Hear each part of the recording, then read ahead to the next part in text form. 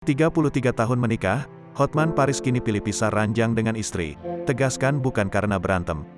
Pengacara kondang Hotman Paris buka-bukaan soal urusan ranjangnya dengan sang istri, Agustiane Marbun.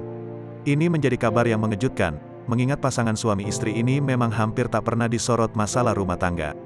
Dalam perbincangannya dengan Melanie Ricardo, Hotman Paris justru mengaku tidak tidur bersama di satu ranjang dengan istrinya.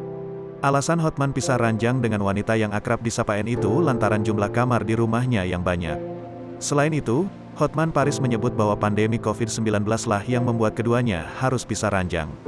Kadang sama kadang enggak, satu ranjang, karena kamar tidur kita tuh kan banyak, kata Hotman, dikutip dari YouTube Melanie Ricardo, Senin, tanggal 4 April tahun 2022.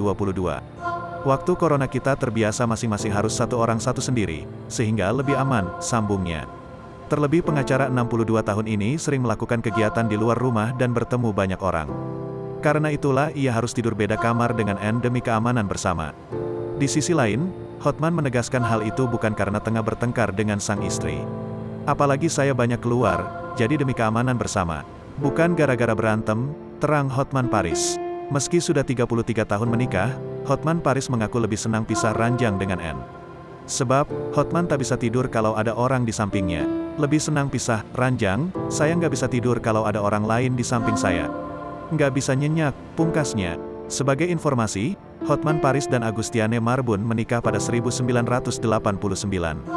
Dari pernikahan tersebut, keduanya telah dikaruniai 3 orang anak.